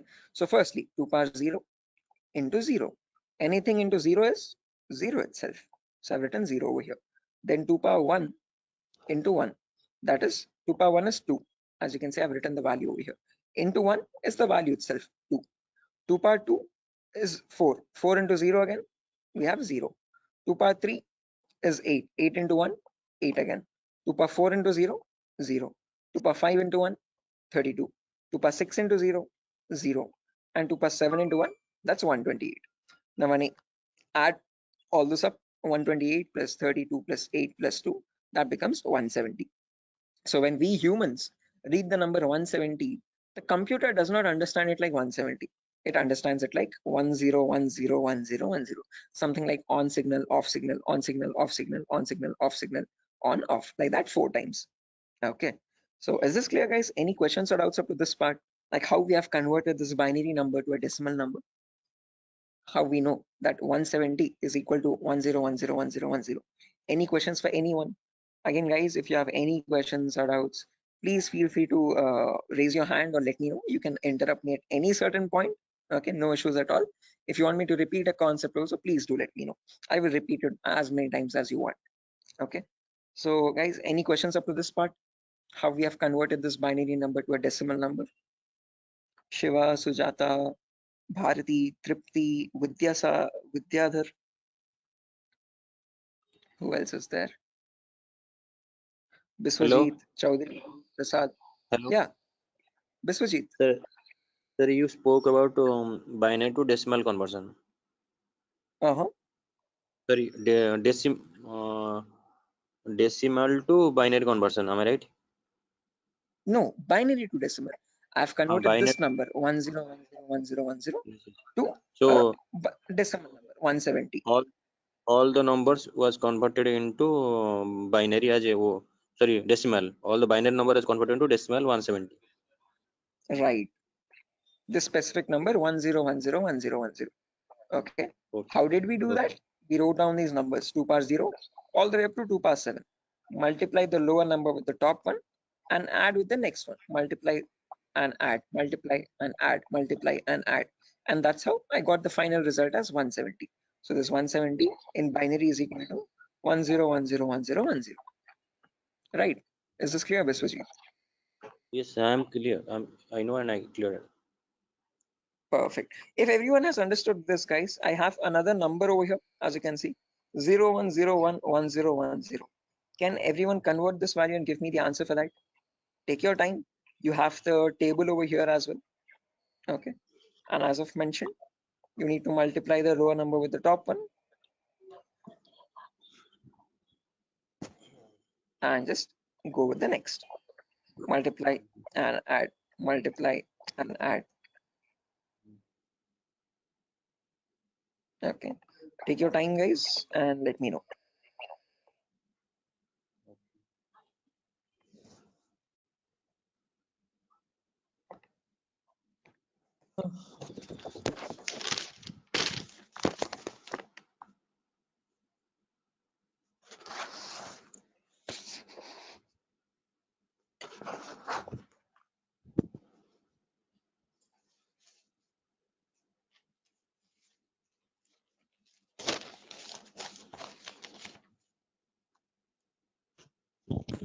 Is it 90?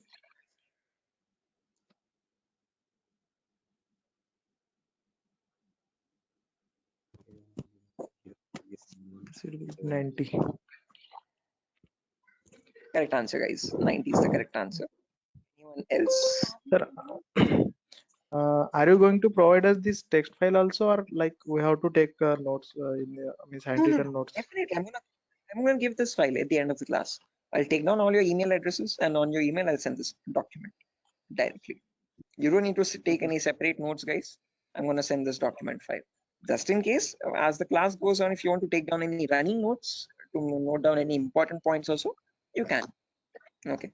But all these documents, all these notepad files will be given to you directly. Okay.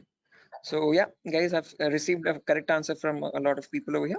Again, as I've mentioned, just multiply the lower number with the top one and go on till the last. So this will be 2 power 0 into 0 plus 2 power 1 into 1 plus 2 power 2 into 0 plus 2 power 3 into 1, like that till the end, 2 power 7 into 0. Okay. To anywhere you have 0 over there, 2 power 0 into 0, just put that 0. 2 power 1 into 1, that's 2. 2 power 2 into 0, that's 0.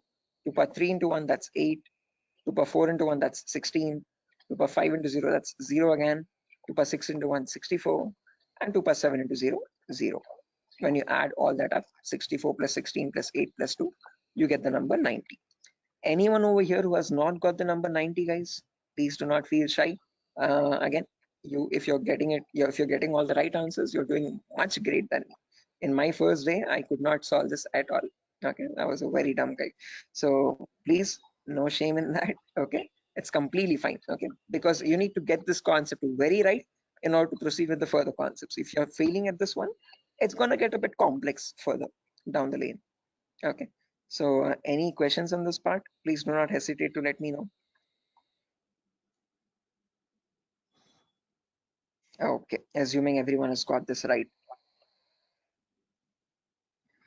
With the other, yeah, exactly. The reason I'm showing you all this is to understand the range of IP addresses now. That's a great question. I was about to ask you.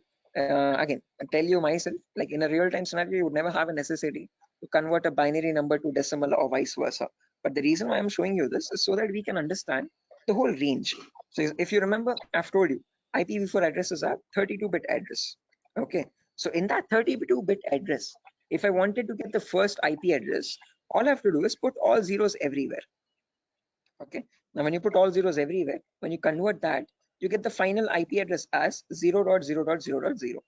Okay, but if you want to get the last IP now, you have to put all ones everywhere. Okay, in all the octets I've put all ones. So when I convert that, now there will be 2 power 0 into 1 plus 2 power 1 into 1 plus 2 power 2 into 1 all the way up to 2 power 7 into 1.